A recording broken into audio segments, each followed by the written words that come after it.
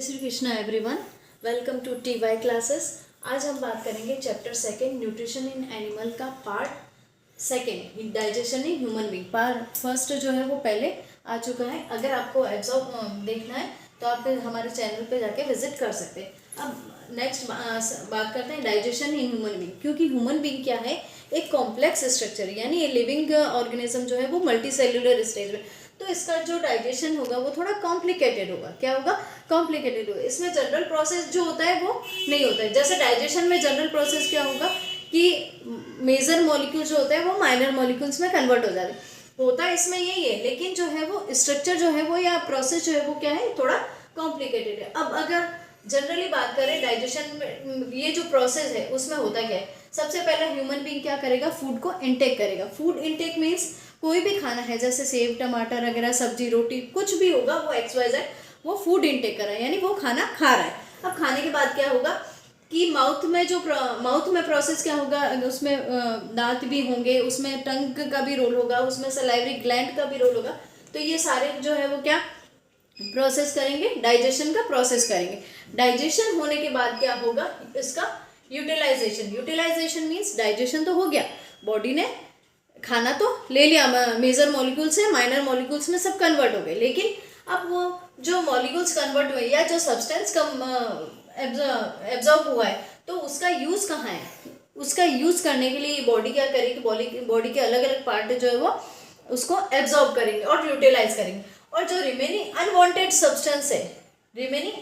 Substance जो है वो बॉडी से जो है वो मूव आउट हो जाएंगे। अब ये भी एक प्रोसेस के थ्रू होगा, तो ये जो मूव आउट होंगे अनवांटेड सब्सटेंस उसको बोलेंगे डेफिकेशन।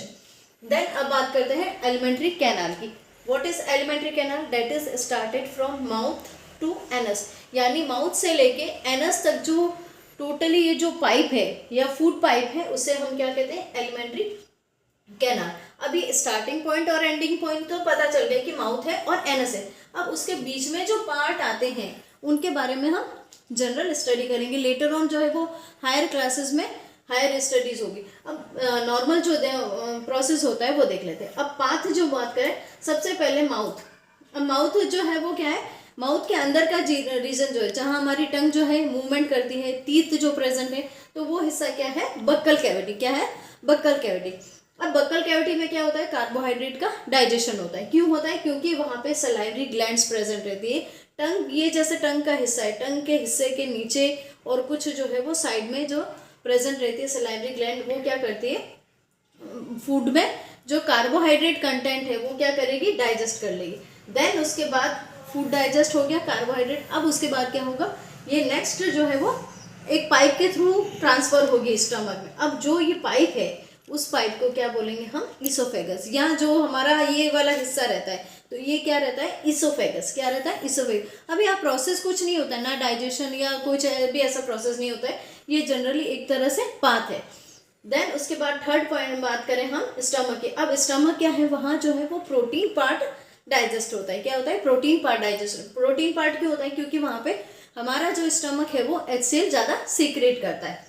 अगर एक फैक्ट बताया जाए कि अगर हम भूखे हैं या हमारी जो है वो कई बार HCl ज़्यादा सीक्रेट होता है, तो HCl अगर ज़्यादा सीक्रेट होगा तो हमें एसिडिटी की भी प्रॉब्लम हो जाती है। ये एसिडिटी की प्रॉब्लम जो है वो स्टमक से रिलेटेड है। देन उसके बाद खाना जो है वो क्या हो गया, स्टमक में पहुंच गया, थोड़ा सा पच गया वहाँ पे। अब उसके बाद जो है वो स्मॉल इंटेस्टाइन में जाएगा। अब स्मॉल इंटेस्टाइन से जाते टाइम उसमें पैंक्रियाटिक जूस और भी बहुत सारे जूसेस जो है वो साथ में होंगे, तो वहाँ क्या होगा, फैट और दूसरे न्यूट्रिएंट का एब्जॉर्प्शन होगा। क्या होगा, फैट और न्यूट्रिएंट का अलग अलग एब्जॉर्प्शन होगा। स्मॉल इंटेस्टाइन से पास होने के बाद क्या होगा, ये लार्ज इंटेस्टाइन में ट्रांसफर होंगे। कहाँ होंगे, लार्ज इंटेस्टाइन में। वहाँ पे भी यही जो है वो एब्जॉर्प्शन होगा, और छोटे छोटे हेयर लाइक स्ट्रक्चर्स प्रेजेंट रहते हैं, वो क्या करते हैं, वो और एक्स्ट्रा एब्जॉर्प्शन कर लेते हैं। अब उसके बाद जो रिमेनिंग जो है वो अनवांटेड सब्सटेंस जिसका डाइजेशन नहीं हुआ है, तो वो क्या होगा, वो रेक्टम के थ्रू पास आउट हो जाएगा और सबसे फिर लास्ट में जो है वो एनस में चला जाएगा। अब ये डाइजेस्टिव सिस्टम जो है, ये टोटल जो डाइजेस्टिव सिस्टम है और इससे एसोसिएटेड ग्लैंड्स जो है, ये क्या बना रही है, डाइजेस्टिव सिस्टम।